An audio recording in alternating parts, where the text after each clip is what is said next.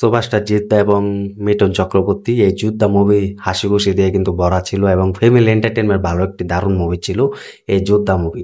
তো যোদ্ধা মুভি কিন্তু ভালো একটা রেটিং এ চলছিল এবং দর্শকরাও যে পরিমাণ দেখেছে এটা কিন্তু অনায়াসে নিঃসন্দেহে বলতে পারি ভালো একটা সুপার ডুপার হিট এই যোদ্ধা মুভি। তো হাই ফ্রেন্ডস, আশা করি সবাই ভালো আছো। তো সাথে আছে আমি আরিফুল ইসলাম। তো আবার নিয়ে হাজির হলাম একটি নতুন ভিডিও নিয়ে। তো সবাই শেষ পর্যন্ত ভিডিওটি দেখবে আর চ্যানেলে যারা নতুন হয়ে আছে চ্যানেলটি সাবস্ক্রাইব করে দিও।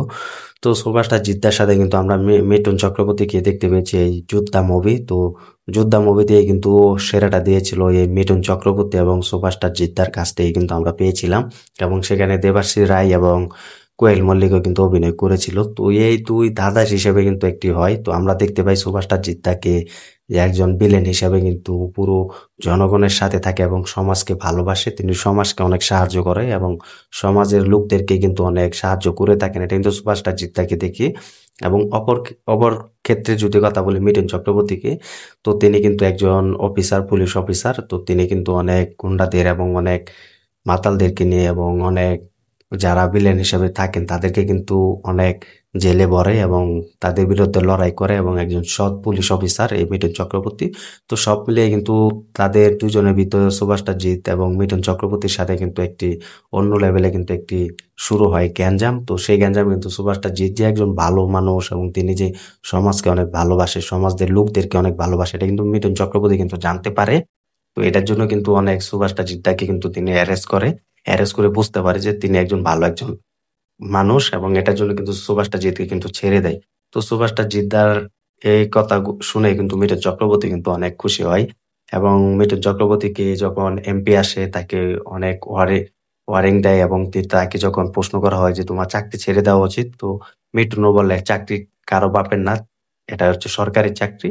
তো এটার জন্য কিন্তু সুভাষটা জিত অনেক খুশি হয়। তো সুভাষটা জিত এবং মিঠুন চক্রবর্তী এখানে কিন্তু আমরা দেখতে পাই একটি হাসি খুশি কিন্তু একটি বড় লেভেলের সুভাষটা জিদ্দা মিঠুন চক্রবর্তীকে অনেক সম্মান করে। এই সম্মানটুকু আমরা বুঝতে পারি যে সুভাষটা জিদ্দা মিঠুন চক্রবর্তীকে কিন্তু অনেক সম্মান দেয়, অনেক সম্মান দিয়ে কিন্তু তিনি বেরিয়ে যায়। তো এটা কিন্তু দেখতে পারি।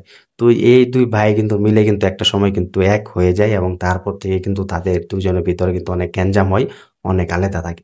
তো হাসি খুশি নিয়ে কিন্তু একটি ভরিয়ে দিয়েছিল এই যোদ্ধা মুভি। তো যোদ্ধা মুভি দিয়ে কিন্তু আমরা বুঝতে পেরেছিলাম যে মিঠুন চক্রবর্তী এবং সুভাষটা জিদ্দার একটি নতুন মুভি আসা দরকার। তো সেটা কিন্তু আর হয়ে ওঠেনি বা আর কিন্তু হয়নি বাংলা ইন্ডাস্ট্রি হতে। এটা কিন্তু সবাই চাইছিল আসা দরকার, এটা কিন্তু এখন আর পাচ্ছি না। এখনো কিন্তু আমরা আর দেখছি না মিঠুন চক্রবর্তী সুভাষটা জিতের সাথে মুভি আসতে। তো এটা কিন্তু দর্শকরাও চাইছে এখনো, সেটা কিন্তু আর হয়ে ওঠেনি। তো 2015 থেকে 12 সালে যদি সেসব মুভি আবার ফিরে আসতো মিঠুন চক্রবর্তী এবং জিতের সাথে, তাহলে ভাবো যে বাংলা ইন্ডাস্ট্রি কিরকম খেপে যেত, বাংলার দর্শকরা কতটা ঘরে ঘরে বসে তাদের এই মুভিগুলো দেখতো। সেটা কিন্তু আর হয়ে ওঠেনি, এখনো কিন্তু হচ্ছে না।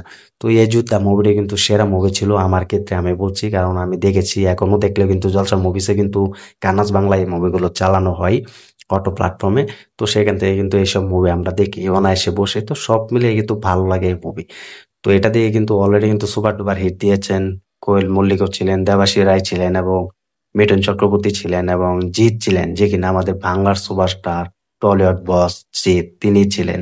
তো এদের মুভি কিন্তু আবারও এক ফ্লেমে দেখতে চাই, যুদ্ধার মতো মুভি।